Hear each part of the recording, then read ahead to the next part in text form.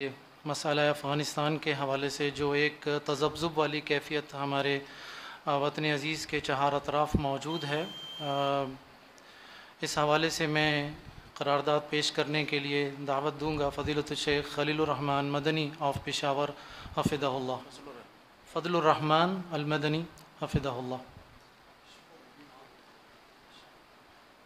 الحمد كما ينبغي لجلال وجهك وعظيم سلطانك لا نحصي ثناء عليك أنت كما أثنيت على نفسك، والصلاة والسلام على سيد الأنبياء والمرسلين سيدنا ونبينا محمد وعلى آله وأصحابه أجمعين، أما بعد۔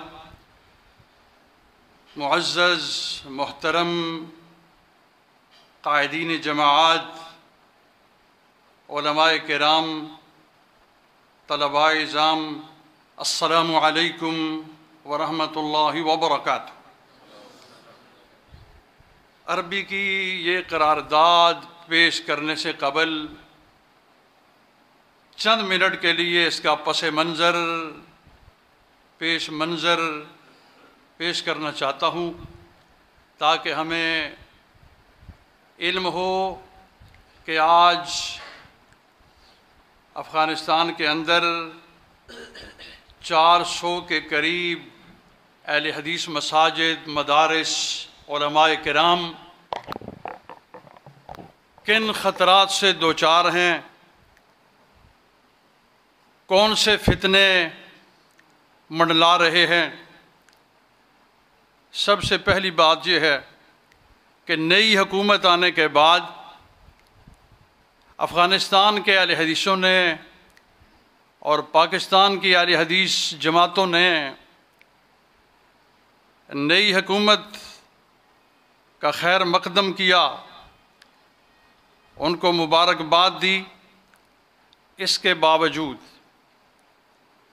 طالبان جب افغانستان میں داخل ہوتے ہیں تو افغانستان کے سب سے بڑے داعی اور مبلغ اہل حدیث عالم مولانا ابو المتوکل صاحب کو کابل میں گرفتار کیا جاتا ہے، سرکاری گاڑیوں میں، سرکاری وردی میں، اور کہا جاتا ہے کہ آپ کو تفتیش کے لیے ہم لے جا رہے ہیں، تفتیش کے بعد آپ کو چھوڑ دیں گے۔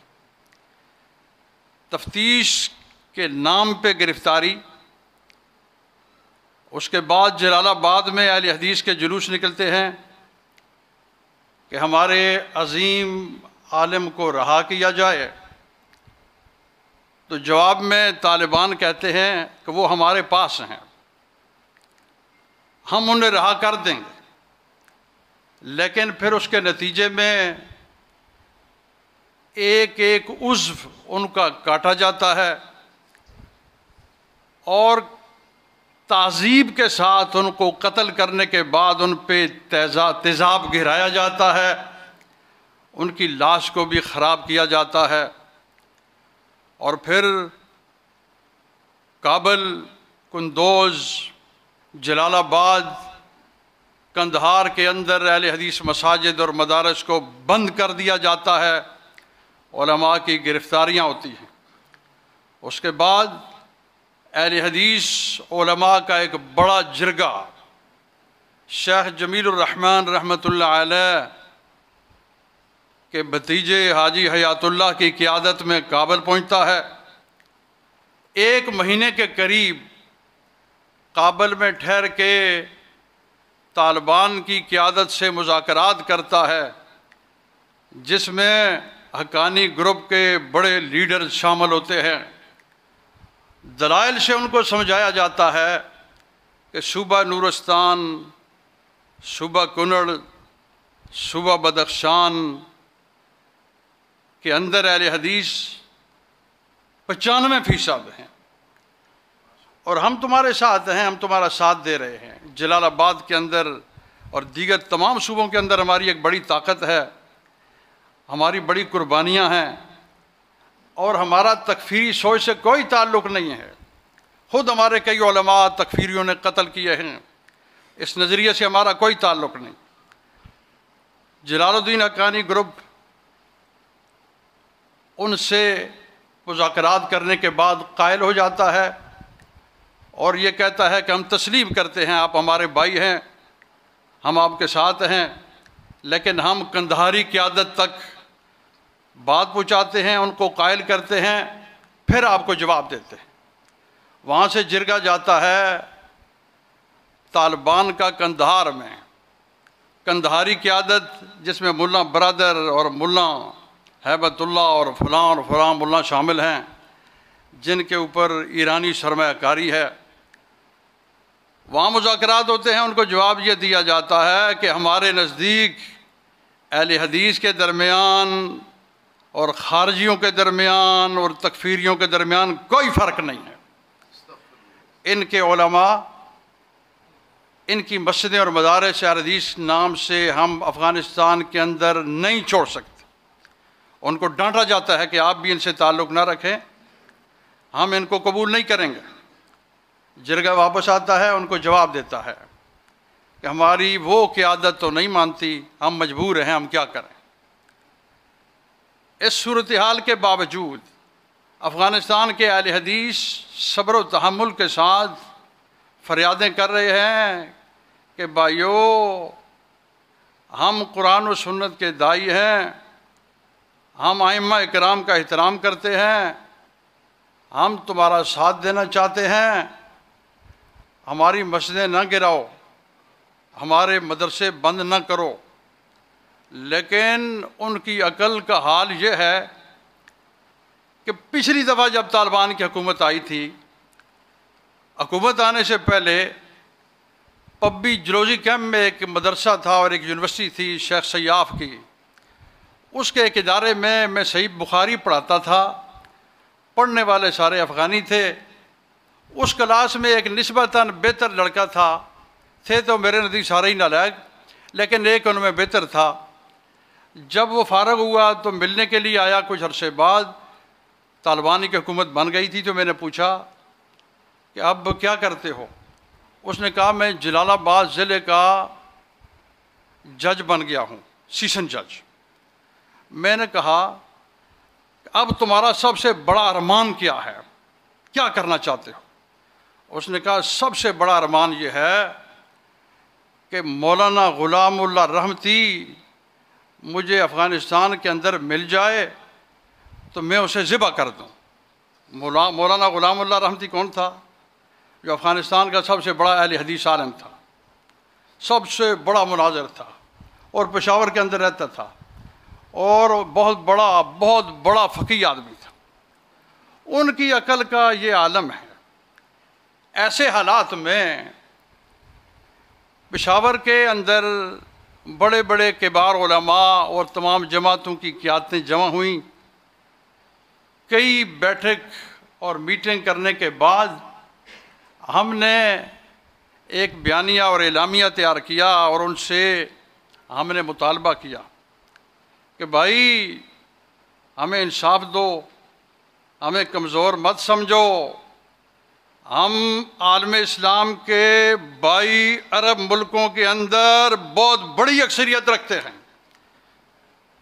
عربوں کے 22 ملکوں کے اندر ان کی حکومتیں، ان کے عوام، ان کے علماء، ان کی بڑی تعداد اہل حدیث فکر کی حامل ہے۔ بہرحال ابھی یہ قرارداد اسی پس منظر میں تیار کی گئی ہے جسے میں پیش کرنا چاہتا ہوں۔ امید ہے کہ آپ اسے قبول کریں گے۔ الحمدللہ رب العالمین والصلاة والسلام علی سید الانبیاء والمرسلین۔ اجتماع علماء اہل الحدیث بجامعۃ ابی بکر کراچی پاکستان۔